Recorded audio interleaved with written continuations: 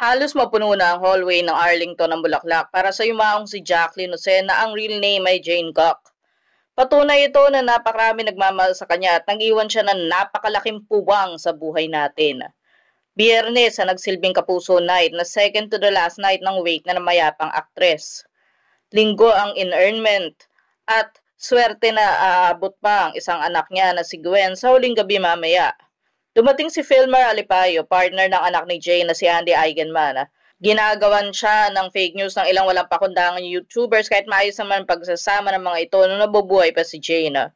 Ilan sa video clips na in-upload ni Carby Basina ng GMA7 sa Twitter ay naglalaman ng mga mensahe ni na Lilibet Razonable. Ang dami niyang ginampalang roles sa napakaraming teleserye. Very memorable ang bawat role. Nabibigyan niya ng nakaibang views sa bawat labas niya. Gina Lahar. Nag-shoot kami ng isang big scene, parada sa kalye. Tapos bumulong siya sa amin. Bumulong siya sa akin. Sabi niya, Gina, tulungan mo naman akong magsabi kay Ricky Bortes. Kailangan ko kasi magpunta sa banyo. Sabi ko, bakit? Sabi niya, kasi nalimutan ko maglagay ng deodorant. Andrea Torres.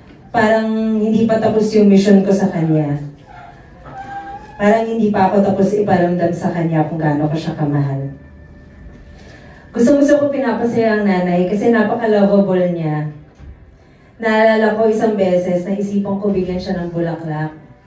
Birthday niya nun sa set. Sabi ko, sige nga, bigyan ko nga ng bulaklak si nanay. Tapos natuwa ako. Sobrang hindi ko na-expect yung reaction niya. Kasi umiyak siya. So ever since tumatak sa akin, sabi ko, every year kailangan may bulaklak sa akin ng nanay. Dominic Zapata. Kailan siya mag-demand sa director? Because there were only 3 things I felt that were really important to her. Top, ikaw, kasi pag nakakausap ko siya, si Gwen, si Elle. Can do no wrong. Para lang alam niyo, hindi ko alam kung ano nangyayari sa inyo pag kayo na magkausap. At Alden Richards.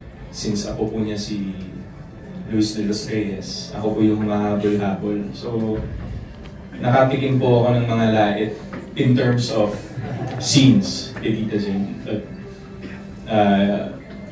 may mga nakukuha din po akong ganun, yung direct like what you said, yung sa... teka, parang si Tita Jane kasi may gate yan eh. Tapos meron din security guard dun sa gate na yun, na siya rin. Tapos i-ano ka muna niya. Kumbaga sa trabaho, screening muna, bago ka niya papasukin sa buhay niya. Dumating rin ang iba pang kahuso artist gaya na Kylie Padilla, Barbie Fortesa, Jack Roberto, Angelo De Leon, Ina Fileo at iba pa. Pangatlong beses na ito ni Gladys Reyes pumunta. At si Bimbo Cerudo naman ay first time. Nag-iwan rin siya ng madamdaming mensahe at sinabing siya ang susundo kay Gwen sa airport. Si Andy naman ay umaagos ang luhang nagpabot ng pasasalamat sa umaapaw na pagmamahal ng mga nakiramay para sa namayapang ina. In behalf of my nanay's family, thank you to GMA for what you prepared in order to celebrate and commemorate my mom and all her years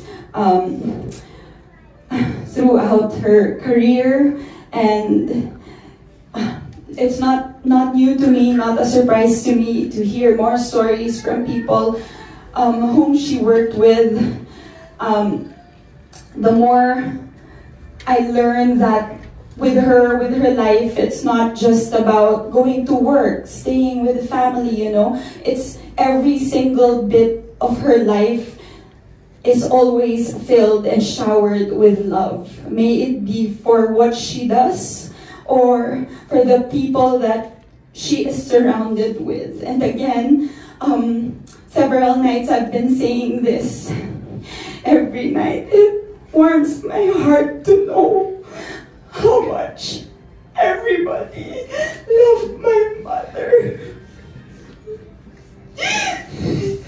It's been helping me so much to see that every single one of you, I know every single one of you because she tells me about all of you.